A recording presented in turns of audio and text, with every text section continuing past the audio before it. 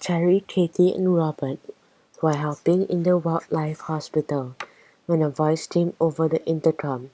We have a we have had a call from Rescue Van 1.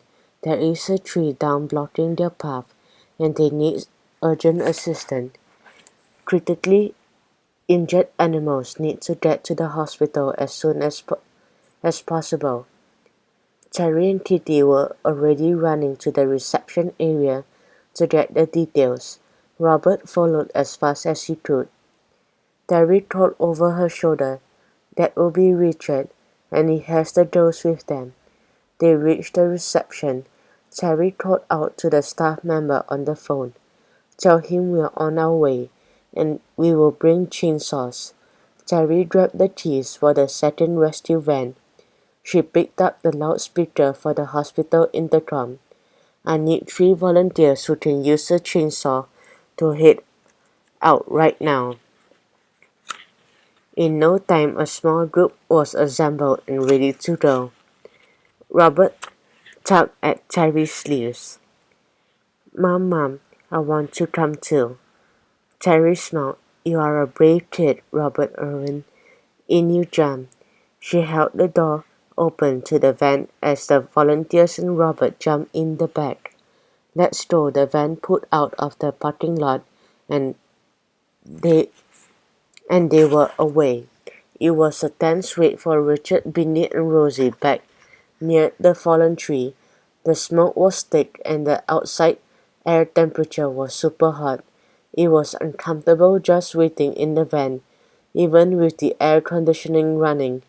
The animals really had to be kept cool. Richard crouched in the back and moved from one animal to the next. He noticed that Bindi kept glancing out the front windshield to see if help had arrived yet. There is an old saying, "A watch pot never boils." Let's keep busy. I need you both to help me while I tend to this too. His injuries are serious. He is gone into shock, and his vital signs are dropping fast. I wanted to wait until we got back to the hospital, but he needs help now. Bindi was on the job. What do you need us to do? Richard was busily sterilizing his hands as best as he could. Well, he's going to need some IV fluid. Rosie and Bindi looked at him wide-eyed. The surgery would have been better, but brothers cannot be choosers. Come on, girls, let's hop to it. They sprang into action. Richard prepared a sterile area while giving orders to the girls to hand him instruments and help as much as possible while he attached the IV drip to the kangaroo. They watched anxiously. Richard finished the operation and settled the kangaroo back into his crib. "We have helped this fellow out as much as we can for now, but he really needs to get to the hospital." Rosie turned to her dad. "Do you know how the fire started?" He shook his head. "Well, 9 times out of 10, it is human carelessness. The firefighters suspect it was a campfire in a no camping zone that got out of control." "That is terrible. Why would anyone do that?" Rosie asked. Richard shook his head. "I don't know. People need to stick to areas that have been set aside for camping. And on a total fire ban day, there is no way they should have been lighting fires." He turned his attention to a wallaby. "It is an even harder lesson for the animals. They have lost a home as well as food supply. It will take months and months for the bushes to grow back." The loud toot of a horn got their attention. Bindi looked out of the window to see the other rescue van pull up.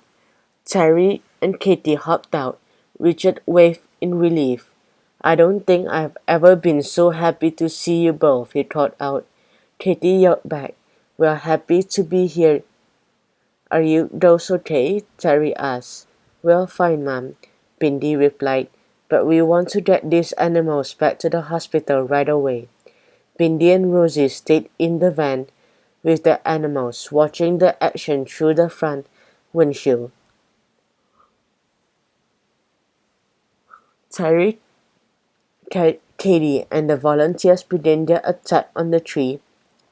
Terry was giving instructions over the roar of the chainsaws.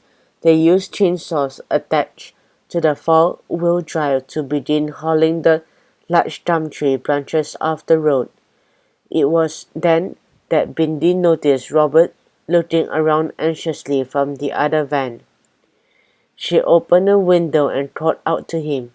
"Good day, Robert." Robert's face lit up. He waved furiously. Bindi waved back. Suddenly she felt a bit teary.